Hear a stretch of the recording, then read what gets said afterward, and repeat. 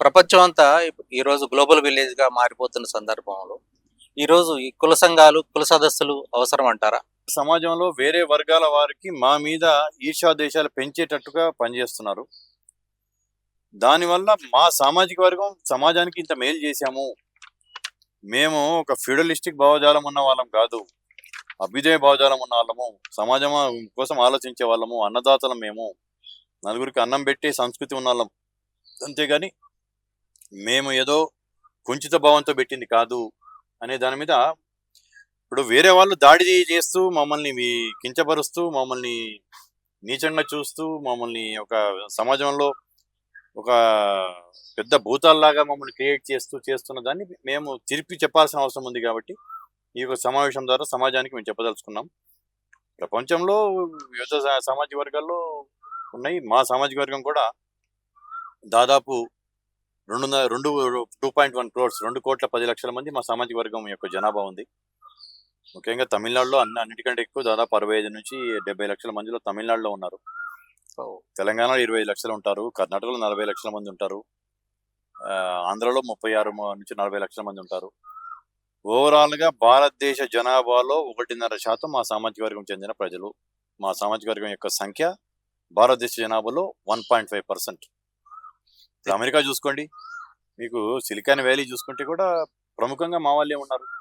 తానా అనేది ఇప్పుడు అది Telugu association of north America, దాంట్లో 90% 99% కమ్మ సామాజిక వర్గం వాళ్ళే ఉన్నారు, తానా అధ్యక్షులందరూ కూడా. సో అమెరికా నుంచి కూడా ప్రతినిధులు వస్తున్నారండి. America, Canada, Russia, Australia, Germany, Gulf countries, Singapore, Malaysia, ఇలా టోటల్గా ప్రపంచం నలుమూలల నుంచి వస్తున్నారు, భారతదేశం నలుమూలల నుంచి వస్తున్నారు. సో మీరు చెప్పిన దాని ప్రకారం మన తెలుగు రాష్ట్రాల్లో కంటే తమిళనాడు, కర్ణాటకలో కమ్మ జనాభా చాలా ఎక్కువ ఉంది. తెలుగు రాష్ట్రాల కంటే కూడా కర్ణాటకలో ఎక్కువ, కర్ణాటక అన్ని రాష్ట్రాల కంటే కూడా తమిళనాడులో చాలా ఎక్కువ ఉంది. సో ఫ్యూచర్ లో సమావేశాలు అక్కడ కూడా పెట్టే ఉద్దేశం ఉందా? నెక్స్ట్ ఇప్పుడు మేము దీని ద్వారా కొన్ని చాప్టర్స్ ఏర్పాటు చేసుకోబోయే పనిలో ఉన్నాము. ఆ చాప్టర్స్ లో భాగంగా మేము తమిళనాడులో కోయంబత్తూరులో పెట్టమంటున్నారు, చెన్నైలో పెట్టమంటున్నారు, అమెరికాలో పెట్టమంటున్నారు. వాళ్ళందరూ వస్తున్నారండి, వాళ్ళందరూ ప్రజలు వస్తున్నారు. కాబట్టి రేపు ఆ తిరుమలలో నెక్స్ట్ చాప్టర్, నెక్స్ట్ మీటింగ్ ఎక్కడ అనేది కూడా మేము ఆ రోజు అనౌన్స్ చేయడం జరుగుతుంది. ముఖ్యంగా ఈ యొక్క దానివల్ల మా దాంట్లో ఇంకెవరికి ఏమేమి చేయాలి, విద్యార్థులకి స్కాలర్షిప్స్ ఇవ్వటం కావచ్చు, నిరుద్యోగులకి ఉద్యోగ అవకాశాలు కల్పించడానికి ఏం చేయాలనేది కావచ్చు, రైతులకి వారు పంటలు పండించే యొక్క దాంట్లో ఎక్కువ ఆదాయం వనరులు ఎలా పైకి ఆదాయ వనరులు పెంచుకునేటట్టుగా ఎటువంటి చేస్తే బాగుంటుంది అనేది కూడా డిఫరెంట్ వర్టికల్స్ ఉంటాయి.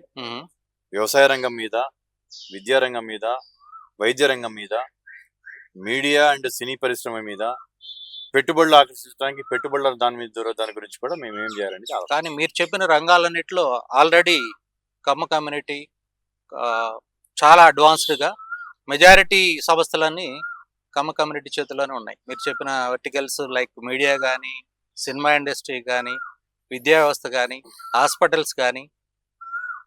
సో ఇంకా ఏమి ఆశిస్తున్నారు మీరు? అంటే మా వాళ్ళు దాంట్లో ఫస్ట్ నుంచి రావటము, దాంట్లో పై స్థాయిలో ఉండటము, ఒక రకంగా చెప్పాలంటే దాంట్లో ఉన్నత స్థానంలోకి వెళ్ళటం అనేది వాస్తవం. కానీ ఈ మధ్య కాలంలో కొంత వెనకబడుతూ ఉన్నారు. ఆ రంగాల్లో వెనుకబడి వ్యాపారస్తులే కాకుండా ఆ రంగంలో ఇంకా వేరే వాళ్ళని కూడా, మా వాళ్ళని కింద స్థాయిలో ఉన్న వాళ్ళని ఆ స్థాయిలోకి తీసుకెళ్ళడానికి, వాళ్ళకి అవకాశం కల్పించడానికి